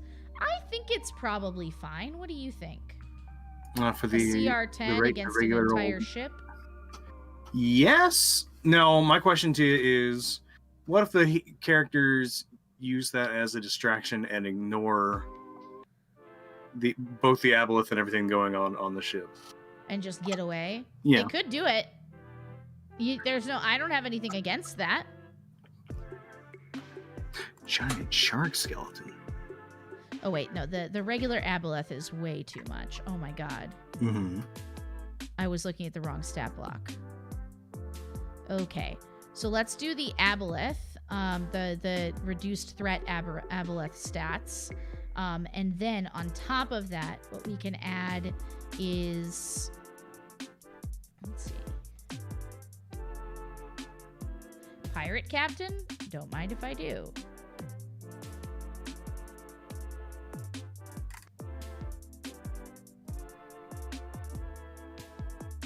Now here's one that might be. Oh wow! Look, they have so many different things. Pirate deck wizard. Oh man, what a time to be alive. Ghost of Saltmarsh really has us sorted here for this. I was looking at the Kraken Priest. I think that is from Volos, a mean spellcaster. There's also this thing called the Maw of Sekolah, which is apparently a big 2-headed shark. Huge, in fact. But it's got some legendary actions that are angry. But it's CR7. Yeah, we can't have that and the aboleth. No, I was thinking if we wanted, like, if the aboleth was too much, if... Well, the CR7 aboleth isn't. Okay. I thought The you... CR12 one is. Okay. It's just that it's not quite enough. So I'm looking for something to add to it to make it, like if we added an aboleth and a bunch of sharks or a giant squid. Mm-hmm.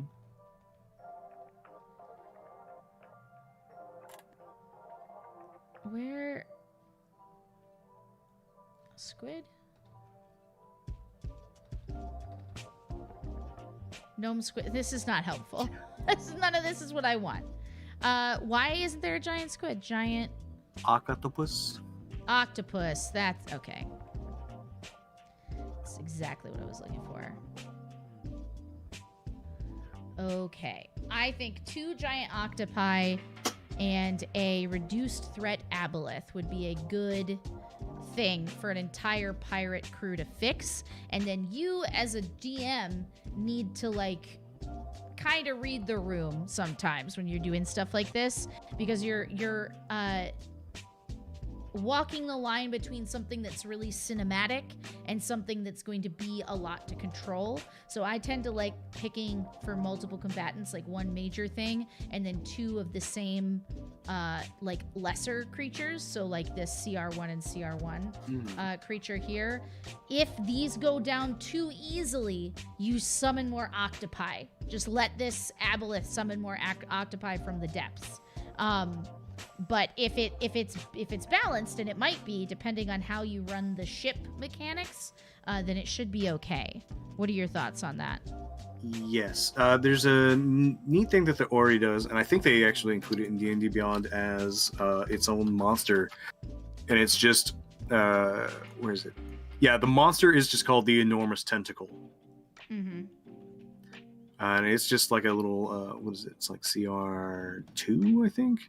It's basically just a reskinned constrictor snake without some of its general features. But TLDR, it's just, oh hey, if you need more tentacles. Right. So technically, it could still be a part of the aboleth. Aboleth. Narrative speaking, but Ship. I said aboleth shit encounter. Ship encounter. oops. All right, we'll save that for now. Yeah, and aboleth also have the ability to enslave people. Let's see if this one. Now, I will say Yeah, it something has I actually 3 times came per day. across in one of my games where Mhm. the notion of that can make people very uncomfortable. So ask ahead of time if you're using these kind of characters. Mhm. Yeah, I think I mean it goes without saying, but I will always say it, that having a session 0 and talking about themes, even when it's, you know, quote unquote just a one shot before you play, is incredibly important, because that can be a big no-no for certain people who need to retain agency at all times. There are also people who come into games that like really hate the idea of permadeath, like not just dislike it, but like they just don't want to play in a game where like there is permadeath for characters, and there are many other things that might be triggers or lines or veils that you do not want to cross. So make sure that you run a proper session 0. On my Patreon, there is a podcast for Around the Hearth that I did. I think it's one of the very first ones I did that talks about session 0 and what I think makes a good one. So if that's something you're interested in, go check it out on the Patreon. You can sub away. Okay. All right.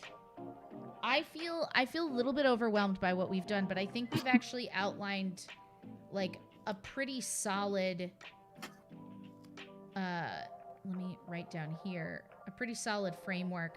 I'm going to say Ghosts of Salt Marsh stat blocks. Okay, we're going to have captains. Captain My captain. Captain Versailles, I think, is fun. Ooh, I like it. You put all those extra letters on it. That's how you spell Versailles. I know.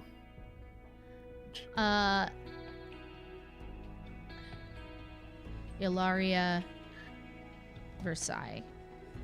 She captain of the Winter Wind. Halfling. Alright, then we're gonna have, we need like a good piratey nicknamey thing.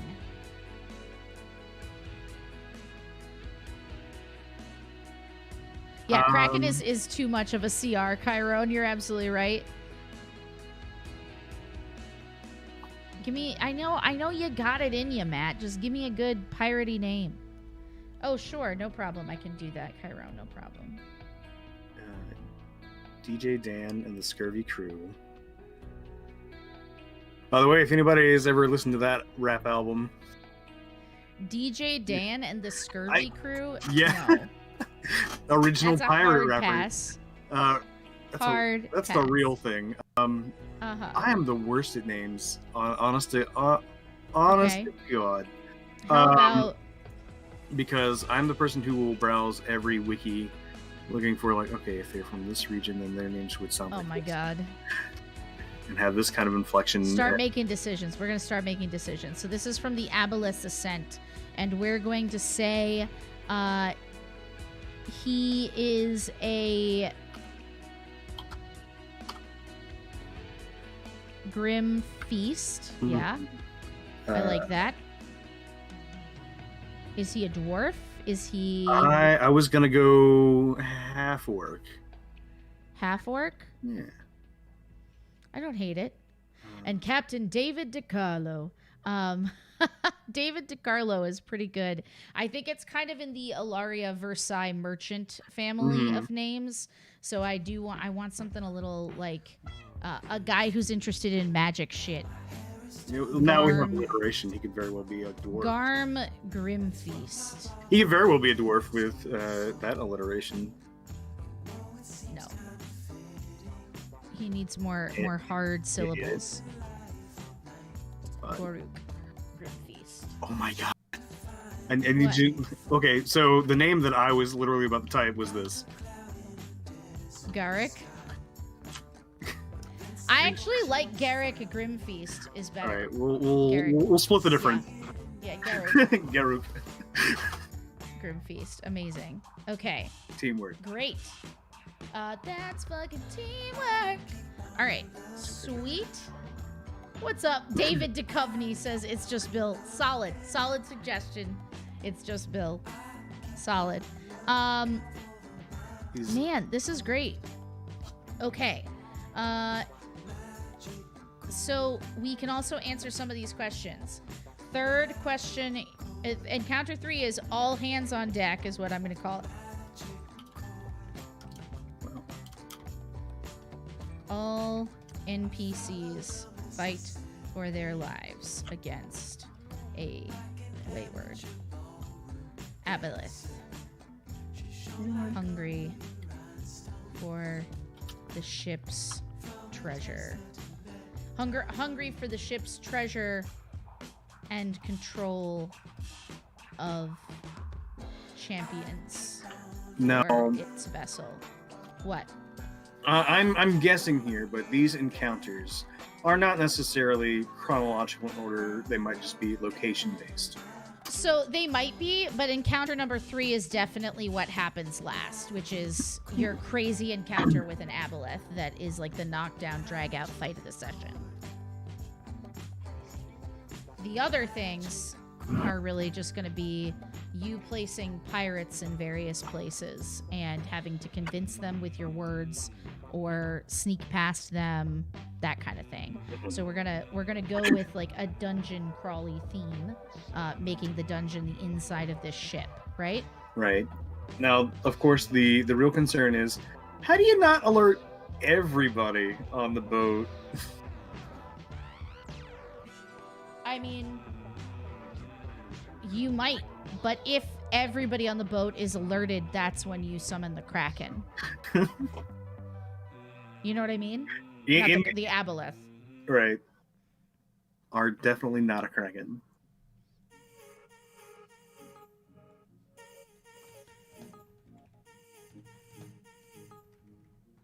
Excuse me. Okay, great. This is honestly fine. These encounters are kind of like you can use or not use them as you wish. So we're gonna leave all hands on deck down there. Encounter 1 is various hallways with pirates, treasure, and secrets, either silenced quickly or get attention of nearby pirates with a perception check. We're gonna make it storming because that's more fun and it will give people a reason why they don't just always hear you. Exactly. Because a storm at sea is hard to hear through, right? Exactly. Does that sound good to you? It does sound good to me, and also just going into YouTube and typing in "stormy sea ambience" is how I've been. You're gonna sleeping live lately. your life. Yeah. Okay, so hungry for the ship's treasure and control of champions for its vessel. Okay, failure looks like death. An aboleth enslaves you. It's not great. Not what you love. Not the best. But that would be so cool. Like, if they do fail and everyone is slowly enslaved by the aboleth, the image of this awesome ship that has been rocking across a storm-tossed sea, like fading as the storm fades away and begins to sail true with a whole court of enslaved minds upon it, where everyone is just carefully doing their tasks. Like, oh, that's a real cool ending if you fail. Yeah. How does that strike you? I mean, sure, it's unrecovered, but I think the more... It's not necessarily a failure state, but like of the things that you like, of the like quests you gave above. Yeah. Like, I don't actually think like... So here's it's not a damning or a dooming thing, but like you could get Let away. me capture this for you. Okay.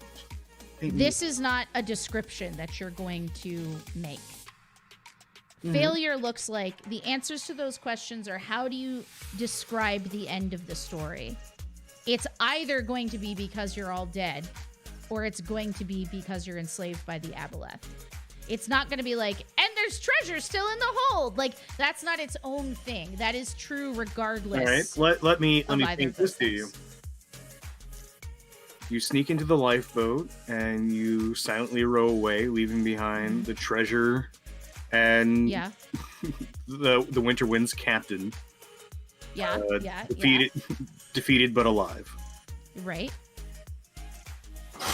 Like, I think it is also a point of failure. Like, it is obviously not failure to the same extent as death or aboleth enslavement, but like of the quests that you were handed by your various NPCs at the beginning, it's on the list. No, I understand that, but what is what describe to me how you make that an interesting ending. Like that? I'm not saying it can't be, right? But we need to figure out a way where you're right, because if they sail away and they don't do those things, they just escape with their lives. We need to figure out what it looks like if that aboleth attacks and gets that treasure, and then 5 years later, something horrible happens. You know what I mean? Does that make sense? Sure. You don't sound sure. Because why would you include something 5 years later? We're like, because what's going to happen right then? What's going to happen right then? Well, everybody dies and they're enslaved.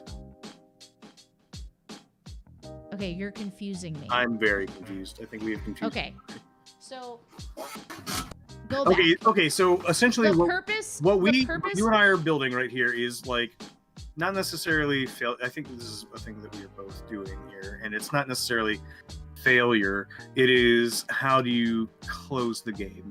Yes. Right? How do you, which of our very and myriad endings? Yeah. Can we get to? How do you wrap up?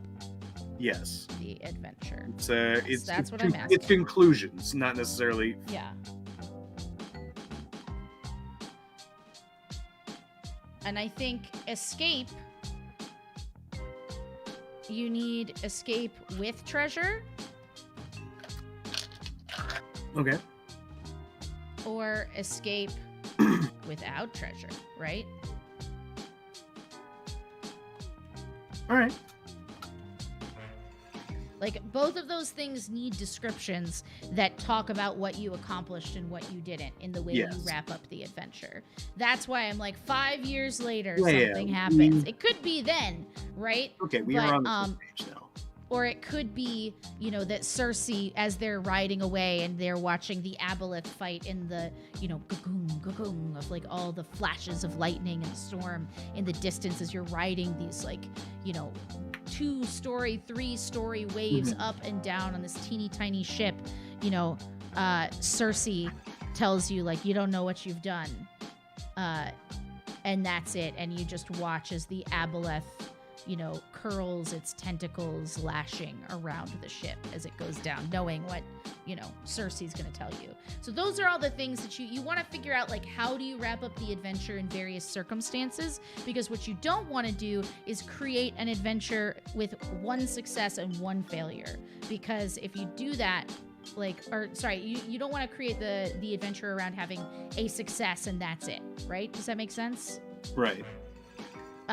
Or a failure and that's it. You need to have some amount of leeway so that you can, even within a one-shot, let this world feel developed and lived in by the people who made actions or didn't take actions. So yeah, I think honestly this is a really good place to wrap it for today. There are, of course, next things to do, like find maps online and stuff like that and set them up in a Roll20 game. So that you guys can see like what the adventure looks like and maybe find some good music for various things. But yeah, other than that, I think, you know, we need to fill the different rooms of the ship and figure out what is that artifact.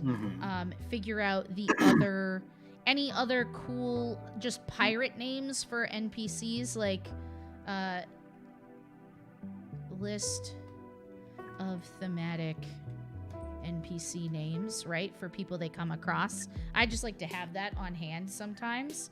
I'm so sorry. Juicy's like, I have the worst timing. I know, you got here right at the end. Success is mixed, so there's intrigue at the end. Yeah, I think that's true. And I think you want to plan for each of those things. 5 years later, says Valixian, after the party encounters a group of adventurers still mad they had to slay an aboleth as another cowardly group of adventurers sailed away. I mean, also good. Also a good ending.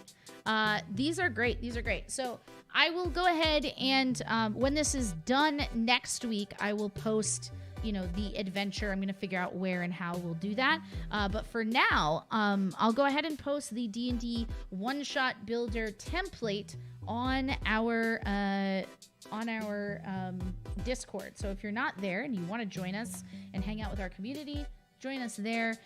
The other thing you can do is check out my YouTube channel, which I believe just came through the chat, but just in case you didn't see it, here it is. I put out new videos every week. I am doing one this week on writer's block, etc., for D&D and beyond. D&D and beyond. Wink. And definitely come back and listen to the first hour of this show, because we broke down everything we're excited about the new Van Richten's Guide to Ravenloft, which was just announced today and is coming out, I believe, was it March or May? Now I can't remember. Let's look and see so that we say facts that are true. May 18th. So not that long to wait. It's very, very exciting. So go back, have a listen to that, because I think we broke down a lot of really cool things that are going to get people excited and kind of cut through the noise of people being quote unquote disappointed that it's just a rehash of old things. It's actually really, really not. And so I'm very, very excited about it. Yeah, that's pretty much it. Matt, do you have anything you want to say before we close out? No. No, he says witheringly. So next week, if everybody can come with their homework prepared of just a handful of pirate names, what do you think that MacGuffin should do? Yep. Mm-hmm. And yeah, if you have ideas for these things, drop them in the Discord, of course. Yeah. And for sure. And heck yeah, bring some good pirate names. Yes, juicy pirate names, please.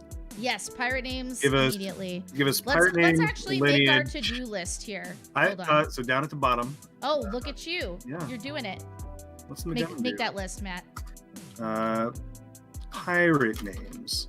So things we need for pirate names. We need name, race, or let's say Lineage. Lineage. Lineage. Did I spell that right? Yeah. Yeah. And what's one more thing we should know about prospective NPCs? I would say, like, I think these are really just, yeah, maybe even, I think it's fine. Really, the pirate name section of this whole thing is so that when people go, oh, we're talking to people, who are they? Just like a name, a lineage, and a general attitude. Like, that's it.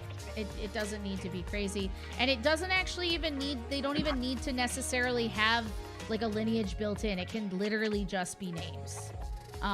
Because sometimes you'll already be like, you walk in, you see Genasi, Tiefling, and human standing in there, and then you don't want to look at these names and be like, oh no, this won't work. It's just supposed to be a bunch of names, honestly. Right. But a name and an attitude could be great. Cool. That's it, I think. And then we'll also want to come in with potential maps to build out our dungeon. Potentials for puzzles. I'll put Chiron's right here. Chiron is David. Oh yeah. David DiCarlo. David DiCarlo is just a great pirate name for real. Captain Jiminy Jenkins. We already have 3 captains, but we can have Jiminy Jenkins, Esquire, Terror of the Silent Sea. The Silent Sea is terrifying as a concept to me. But yeah, we'll Wild Eyes Jenny. Wow, you need to calm down and wait a week, Juicy. Keep him in the tank. But No. we'll add him for now. Chiron, I've only put in the last bit of the descriptor because I want absolutely no context when we look at it next week. Calm me, says Juicy. It's true. Human swashbuckler, all panache, no fluff. No, I've just decided to write no fluff so that when we look at it a week from now, we're just like, what the We fuck go, is this what does mean? that mean? Chiron, how dare you? Yeah, it's true. It's true. All right, guys, I think that's about it. I will be back on Thursday for a very special stream. If you guys enjoyed the character creation stream for Gods of Metal Ragnarok, Caleb, our friend Caleb, is coming back and is going to be drawing the final version, like the end of campaign version of my character Irina from Curse of Strahd. I'm very, very excited to talk about all things Irina. It is definitely a time where we might talk about Curse of Strahd spoilers and stuff like that, both from my game and just in general as to who she is and what she's about. I think she is an NPC in the game who I will say is used a little roughly as far as like victimizing women, which is one of the reasons I wanted to play her, so that couldn't possibly happen to that extent, if that makes sense, that there was some agency for her. And so I'm really excited to talk about the way that my Irina exists in the game. Maybe you can use some of that for inspiration in your own games. And then we'll have some cool ass art of her that isn't just like, oh, I'm looking into the distance in my armor because I'm sad. But I mean, let's be real, she is really sad. But she's also really angry, and I think that's important. Do not understate how sad this girl can be. Cannot understate it. All right, guys, have a great rest of your night. Thank you so much for joining us today on Heartsinger Games. Get out there and live your quest life. Bye!